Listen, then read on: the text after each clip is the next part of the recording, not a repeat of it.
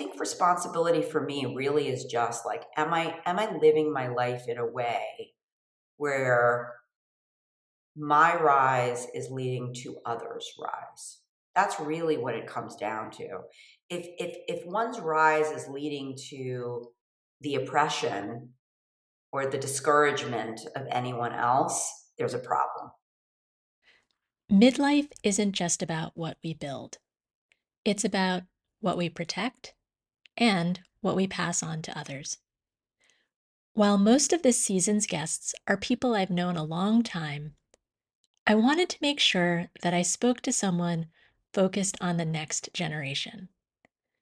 I was thrilled when today's guest, Leelila Strogov, accepted my invitation.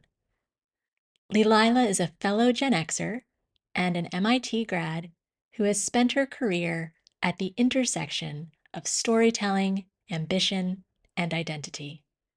She's the founder and CEO of AtomicMind, a global education consulting firm helping high-achieving students gain admission to the world's most selective schools. Blending analytical rigor with powerful storytelling, Leelila helps students stand out beyond grades and test scores, ultimately guiding students to craft applications that are strategic, authentic, and compelling. During our conversation, she reflects on the importance of joyful ambition, honoring who we are, and using influence wisely to lift up others. We talk about mentorship, technology, and trust. Off we go. Enjoy. Leelila Strogov, thank you so much for joining me, and I'm here too. My pleasure. Thank you for inviting me to be here. Yes, I think we're going to have a lot of fun, so we're going to just jump right in. So when I reached out to you, I talked about how I'm approaching my 25th college reunion this year and thinking about the passage of time, both your personal experience, but also the ways that you see it in the folks you work with, because you see folks who are at the beginning of this journey, and I have so much of it in the rear view. So I just wanted to start with talking about time passing. And is there something that you see in the folks you work with, the passage of time, even sort of in their shorter time frame? Yeah, I mean, it's interesting. I've actually, it feels interesting, but you're right. There is something about watching kids become adults. And there is something really interesting about this journey. And I've had actually so many really fascinating stories. And I would say like the one that is maybe sticks in my mind the most is somebody I started working with fairly early on in my career.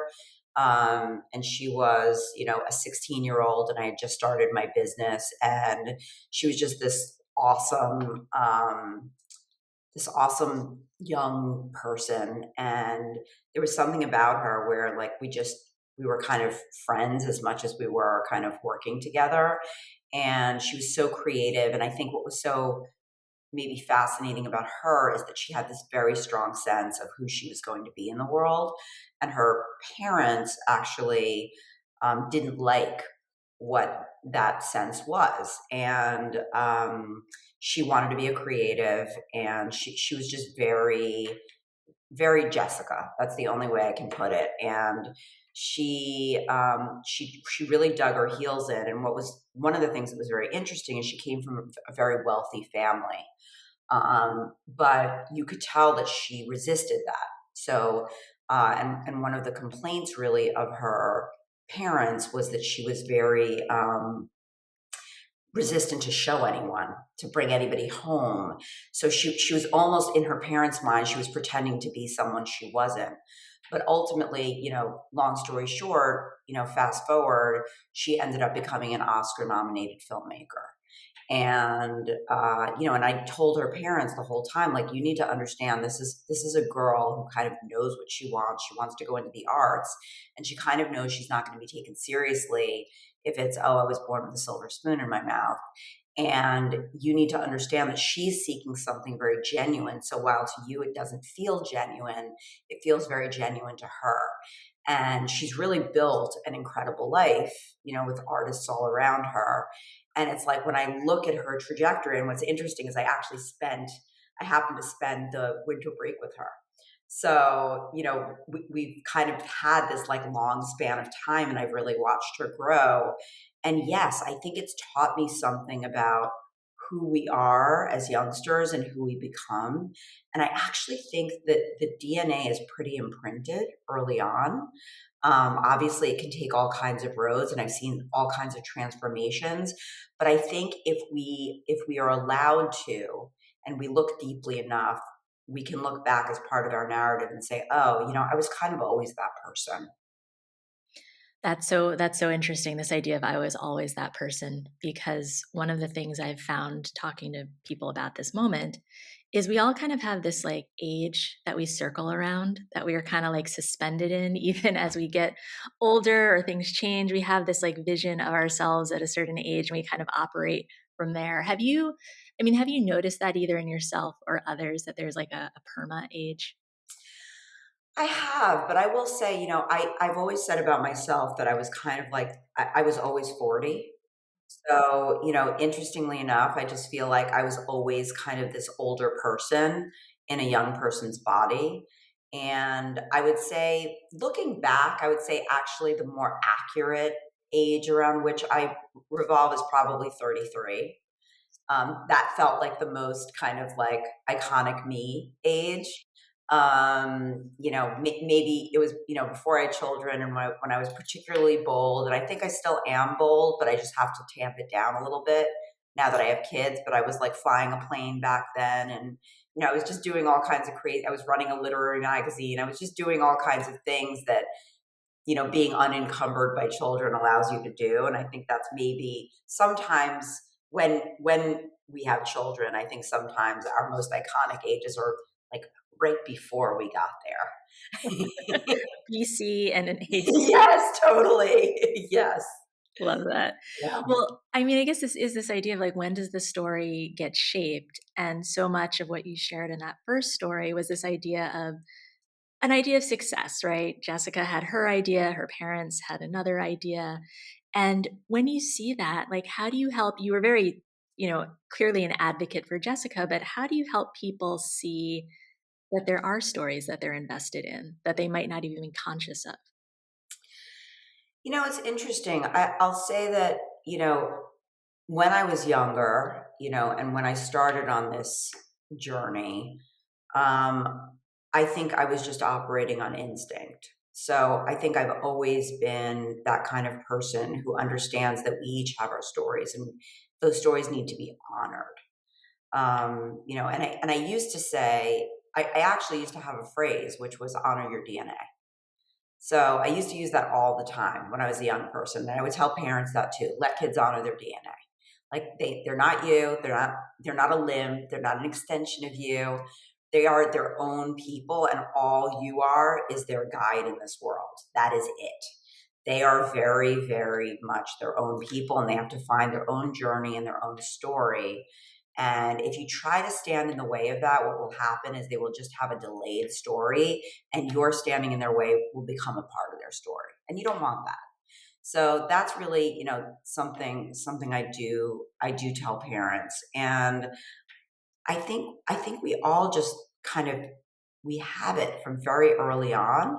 I would say that what I see is that again, people just try to stand in the way of your story before you can formulate it. So the key is, when do you have the confidence to actually lean into your narrative that was really always there? And, to me, that probably does happen.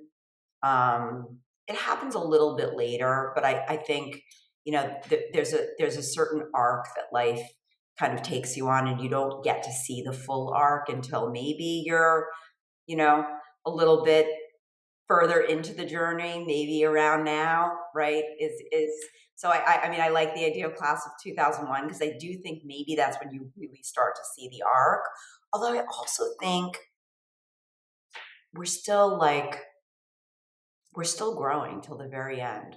Like that is something I really do see. So I just think we have a much better sense of what our future could be at that particular moment in time.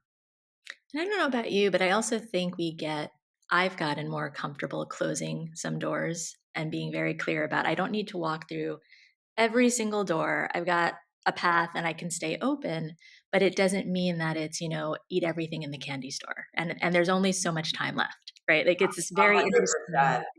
100%. And I would say like the closing doors not only applies to options, it also applies to people. Right. So in a very big way, I think when you're, far younger, you're kind of a people pleaser. You try to hold on to friendships that maybe you don't really need in your life that aren't that productive or don't even enrich you or give you that much joy. And then later you're like, no, like this is my most precious resource, my time. I don't have enough of it and I'm gonna shut those doors. And I think that is actually very true. It's like what we say no to becomes part of our narrative. And you mentioned one of my favorite words. I know we use it a lot these days, but joy. This idea of joy. How do you think about joy as part of the journey?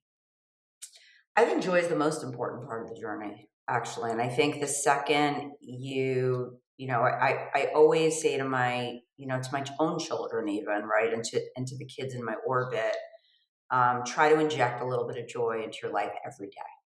Every day. Like there shouldn't be a joyless day. And even if it's a crappy day, there can be a moment. So I actually think that's the pursuit. I think the pursuit is the pursuit of joy. I think that is the end goal. And so, I think if you don't have those moments, you're not doing something right. So maybe we'll get into like one of the thorny things about society, or at least the one that you and I, and maybe a lot of my listeners are operating in very high performance, high pressure, high anxiety kinds of environments. Like, what concerns you about the way that ambition is structured? Such an interesting question. And I think, again, I think it comes down to parents. So this is where, I think I've kind of watched so many families operate and I started to see like what works and what doesn't work. And I think you have to teach the joy of ambition, the joy of the learning. Like I would say, when ambition is done right, it A comes from within, and B, it is the struggle becomes fun. The struggle is part of the fun. You don't want to skip the struggle. It actually it is fun. It's fun to like be wrestling in the mud and be challenging yourself and raising the bar for yourself and seeing how much better you can become. And actually I personally feel that way to a point where maybe I can't relate to people who don't feel joy from ambition, which is interesting, right? Who don't feel joy from getting better every day. Like to me, that is a joyful process. Excellence is a joyful process. So I would say that maybe the problem is that sometimes parents needlessly try to make ambition joyless. And that's because they're trying to get their kids to do things that they hate doing. Right. So, just to give a very visual example, I have a set of twins right now who are incredible visual artists. But they get really roiled that every time they create a new piece, mom finds a way to take it and send it in for some competition. And they're like, Mom, leave me alone. This is my art. And they are truly incredible. But it's just like you're taking the joy out of this by turning this into something that becomes like a submission to, and the way they put it is some competition that's probably being judged by AI. So it's very funny. Yeah. Yeah, that the visual arts, I love how we keep sort of circling around that because, I wrote this novel called How to Raise an Art Star, and it's this idea of like if you don't hit it by the time you're 10, you're done. Yeah. It's and Child this prodigy. Yeah, and this question of is the child are they blue chip assets? Are they actually ambitious on their own, or are they being sort of fed this idea that the only way to be a human is to be a star? And so I guess, this idea of a frictionless life. I mean, we are so in it right now. I think this idea of what is technology meant to do in terms of helping us on this journey of struggling and grappling? Is it opening up more doors to grapple, or is it taking away our desire or ability to have things be hard? Yeah, and I think it depends on how you're using it, right? As with everything else, I think if you're using it to replace learning, it's a really, really bad idea.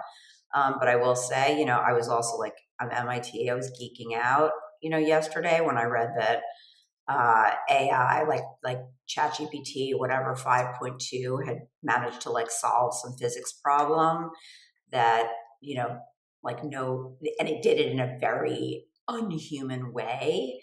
And, you've got the MIT and the Princeton and the Harvard, mathematicians that are all like marveling. Yeah.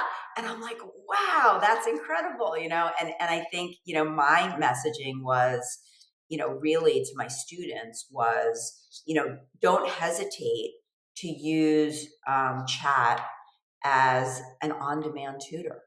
Like it knows a lot. So if you're struggling with a problem and you want to talk to it and be like, I'm struggling with this, how do I grapple with it? Heck, this bot just made a contribution to like the annals of physics. Like go to it, ask it, but learn, right? Learn. Don't get it to do stuff for you. Don't get it to take away your ability to skill build, because that's part of the fun.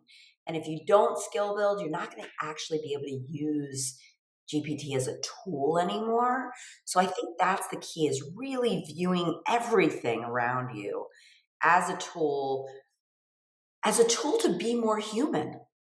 That's like really what I think. It's like that's the freedom that it gives you. It gives you the freedom to lean into your humanity and not have to do the things that robots do. Right. Right. To feel. Yeah, to feel. Yes, to feel stuff. One of my great friends, Andrea, actually has a book, To Feel Stuff, which is a I great book. love that. That's Yeah, a great title. yeah. Andrea Siegel. I'm gonna give Okay. her a shout Noted. out. Yeah, Listeners note it. yeah. Um, well, since we're talking about technology, and it feels like you and I are sort of, fellow travelers in this idea, it's a tool, it's unlocking things, go forth. Um, we also grew up, though, in a time where we were not constantly connected and always on, right? I mean, I think, at least for me, my parents worked hard, but there was a moment where either the office was left or the door was shut and you were not there anymore. What feels most at risk in this always on optimized environment? It's very interesting because I am frustratingly one of those people who is actually not tied to my devices. So I have managed to retain that disconnection, to the immense frustration of many people around me. Because it is kind of like, I can't reach you, I can't get a hold of you, you're not responding to my texts, you're not responding to my emails. And it's like, I'm not always on, period. So I will have gaps, and don't expect a quick response. You're not going to get it. I do very much try to live in the moment. But I do see the degree to which kids, um, and even my own, son especially, are tied to it in a way that feels existential. That's really like the only way I can put it. It's like the phone is always in the pocket and it's always buzzing, and it started to feel like almost like a part of your body. And I think it's incredibly dangerous. And I think we are losing our ability to focus. We are losing our ability to think deeply and slowly. And I do think it's a real danger, and there is no way to avoid that danger without intention. And I think we really have to think about it in very much the same way that we think about things like alcohol, right? Or anything that you could, you know, that you might become addicted to. That's the way I view it. Where it's something, but it's trickier because it's something you can't avoid entirely. So maybe the analogy is more food, where you need to have a healthy relationship with it, because you're going to need it in the right doses. But once you overdo it, or you have an unhealthy relationship, or you're too tied, it really becomes quite dangerous. Was there, speaking about DNA, was that in your DNA, or is that something you just hard fought, said, this is my boundary, I'm protecting it? Or you're like, Little DNA. I yeah, didn't need to fight that one. you're Yeah. like, nope. No, I just knew like I'm not gonna be a slave to this device. Don't strap that onto me. And I'm frequently that person who will actually even leave the house without the phone, which is very rare, but it Yes. happens all the time where I will just leave and be like, "Oops, forgot my phone." And, the only reason it's not a problem now is because, I have a very poor sense of direction and I do have luckily GPS in my car. Without that, I think I'd be in trouble. But other than that, I don't really need it. Like, and as a journalist, I think maybe that was the training as a journalist because, we always used to say like we were, covering stories. We had to be hyper focused. And, I'll never forget one of my colleagues in the newsroom had said to me, my mom is in the hospital. And she was like, well, what if and she was on her deathbed. And she said, well, what if I die and you're like in the middle of the story? And she said, trust me, mom, you'll wait for me. Yeah. And she did. She didn't die while she was on the air. Yeah. Yeah. So, it's like there's a way again about the universe where it's like the important stuff, like somehow you'll feel it, you'll know it. You don't need it all the time. We didn't always have it. Right. Well, we definitely didn't. I was reminded that, when my dad would drop me off at a party, he'd hand me a quarter and he'd say, if something goes wrong, Yeah, call me. right. I love it. I But, love it. I was basically off the grid. And, Totally. as one of my Totally. friends said, no Yeah. news is good news. I think we need it more than we need it. Yeah. Well, you mentioned GPS. I mean, that is another marker, right? Like, I remember I was studying for the LSATs and my mom had moved to a new town and she said, I got you this car and it has a compass feature. And so you can get to and from Kaplan. And that was like the biggest, like, Yes. but you'd go to a new city, you'd rent a car, you'd like print out the directions or even have a map, right? Before Yes. MapQuest.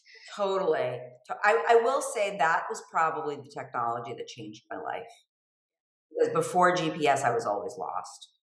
Always lost, I always was right. one of those people. Yeah, and I will say this, like part of, I firmly believe that part of the joy of life is getting lost. So a lot of my stories have come from being lost in every different kind of way, physically and emotionally. But so I like getting lost, but I would say I was probably lost a little bit too much of the time. So that's the one thing that kind of allowed me to like reclaim some of my forward motion. Yep. Yep. I love that. I want to think about this thing we call the long middle or middle age or whatever, wherever we are, right? Like, And there is this sense, as you said, like all of these experiences, they accumulate and we learn things over time. And then we get here and we're like, wow, I've kind of learned things. People are looking to me. I'm no longer the youngest in the room.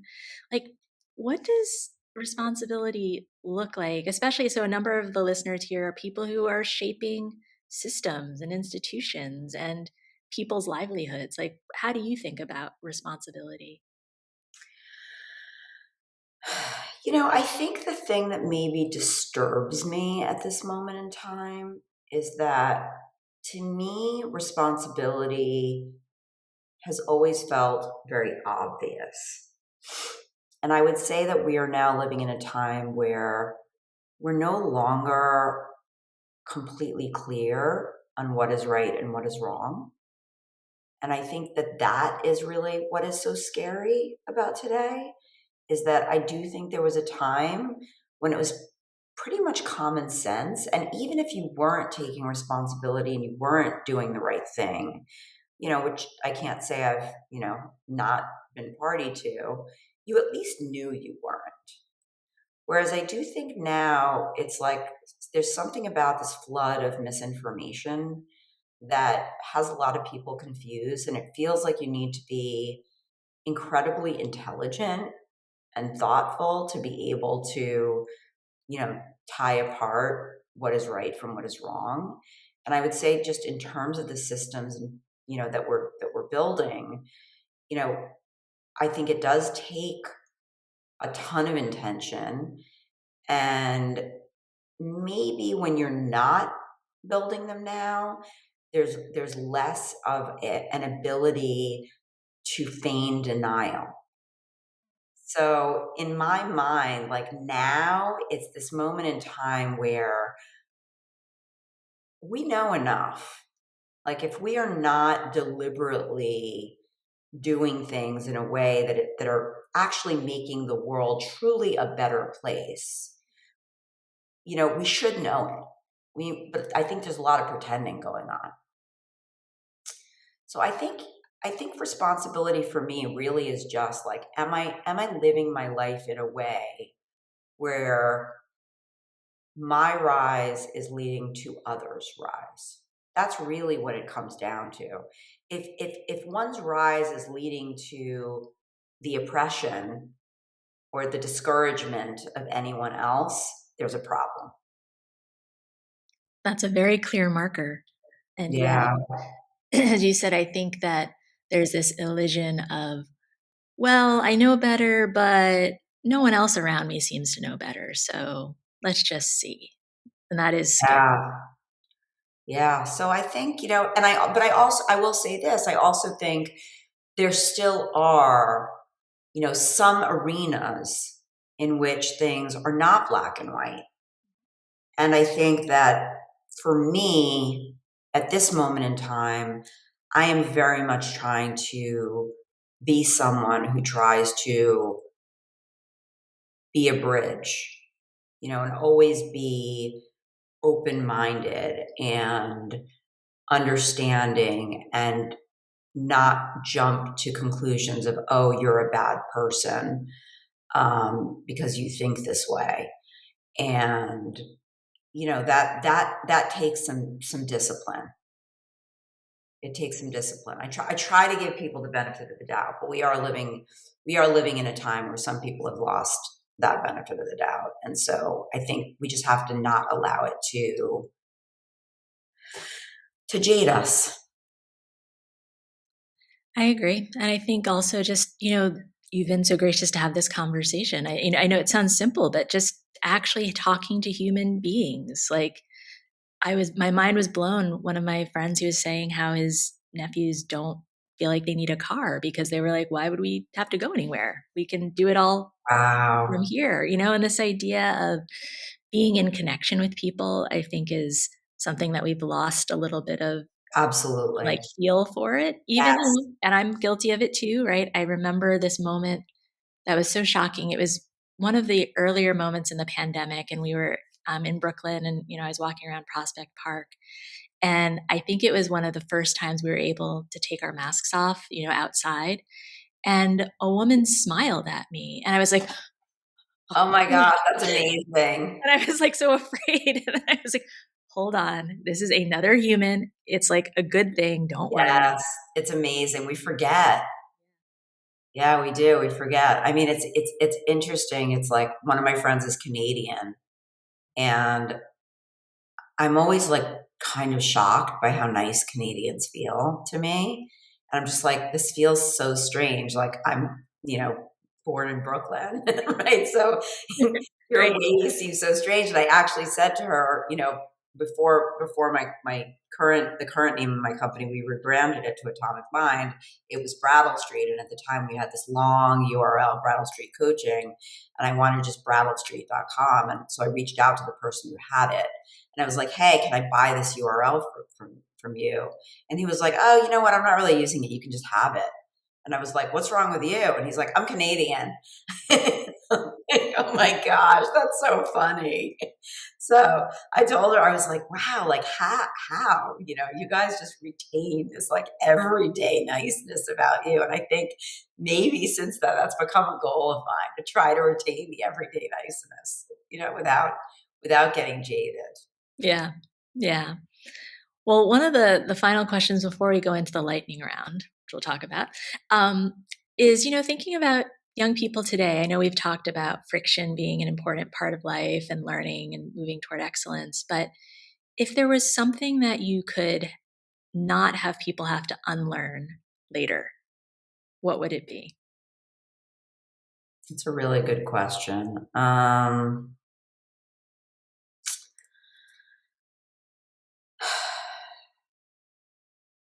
Maybe it's just trusting, maintaining trust even in the face of having your trust broken. I think that to me, that's a big one. Like, I still, listen, we've all like been victims of scammers or whatever, but I still don't go into the world thinking you're trying to scam me. I think that to me is like, don't let kind of the negative parts of life jade you to become negative. Like, just hold on to that hope. I think those kind of beginner's mind instincts to trust are for the most part still right. Right. Yes. Okay. We're going to trust. We're going to trust people. All right. Well, this is a fun, I hope, fun part of the conversation. I call it our shared operating system. And since you and I have previously confirmed that you are also a Gen Xer, I'm going to, in the honorary class of 2001 spirit, allow you to join this lightning round. So I've got 4 categories and about 3 questions in each one. And it's kind of an one this or that. It doesn't have to be lightning. It can be a little delayed. So we'll start off. The first one is our first category is pop culture, and it is MTV's The Real World or VH1's Behind the Music. MTV. Okay. Without all right, hesitation. I love that. Appointment TV or binge culture? Appointment TV.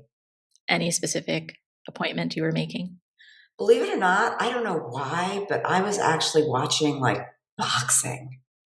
Really? Yeah. Okay. Yeah. Wow. I was curious. Like, to me, that was just interesting. So, yep, Okay. I And was boxing. observing it. That wasn't even easy necessarily to watch, right? Did you have to like have a No, it wasn't easy, and I think that's maybe why I remember it.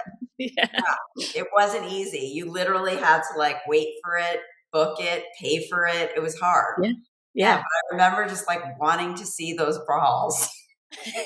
I love that. Yeah. Awesome. Okay. Final question in this category, cassette mixtape or Spotify playlist? Mixtape. Mixtape, were you a maker or a receiver? Receiver. Receiver. Um, handwritten liner notes? Handwritten. Yep. I still do it. Do you? You still make cassettes and No, no, mixtapes? no, no, no. Oh, I still handwrite. okay. Okay. Yes. I'm Yes. still a big fan of handwriting. Good. Good. We need it to not die. Yeah. Awesome. All right. Next category is free time because we seem to have a lot of free time back in the day. Oregon Trail or Carmen San Diego? Neither. Neither. Were you programming your own kind of stuff? Yeah. Yeah. Yeah. Reading Rainbow or Saturday morning cartoons? Saturday morning cartoons. Anyone in particular? Tom and Jerry. Tom and Jerry. Nice. Okay. Record store or library? Library. Nonfiction or fiction? Public library. I was always fiction, but now I'm more nonfiction. But Okay. fiction. All right. Libraries are great. All right. We're moving into technology. You're acing this lightning round, by the way. Game Boy or Etch a Sketch or other? Uh, hmm. Neither. And I'm trying to think what the other would be. You know what? It was probably actually like video, like Pac-Man. Oh, so arcade style. Arcades. That was it. It was, yep, that was it for me. You could Yep, just be. Brooklyn in the pizzeria. Yes. Yeah. Yes. I love, like, yeah, because it was like, you'd go eat somewhere and it'd be like, Mom, Dad, can I go play the game? Yes, that Yes, was go. it. Yes. Love that. So Pac-Man, that was your game? Asteroids, an That's asteroid. right. Yeah. Okay.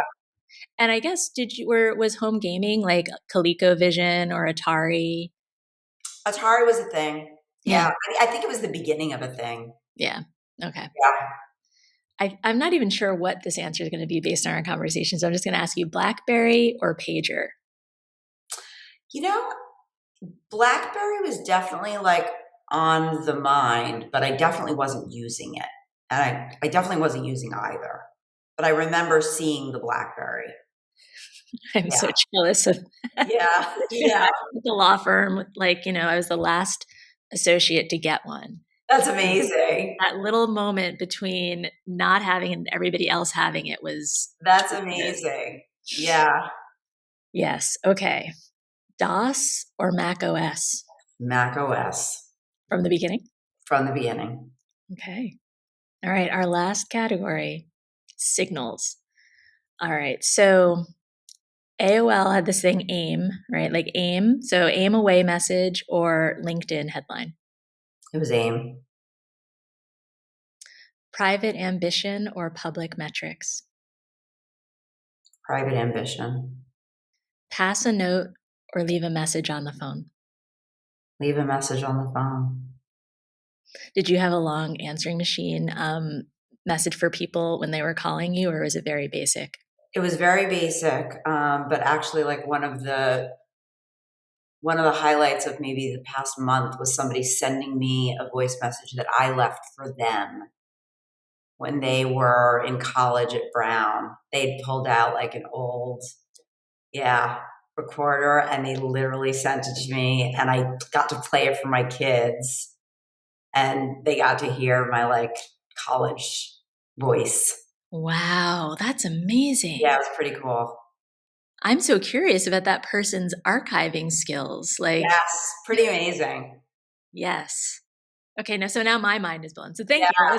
That that's pretty concludes cool. that concludes But our no, I lightning was always round. very basic. Leave a message. Yeah. We're even like, this is Leelila. It's just like, nope, you know Yeah, what to do. no, yeah, I was always pretty hard boiled. Always 40. There you go, exactly. I love it. Well, Leelila, thank you so much for having this conversation with me. And I think that we've covered a lot of important ground. So Thank you really for appreciate having it. me. I'm so grateful. Awesome. All right. Next time. Well, that's all for this episode of I'm Here Too. Thank you all so much for joining us. I hope that you enjoyed our conversation. Please remember to subscribe so that you don't miss the next conversation. Thanks for listening, and we'll catch you next time.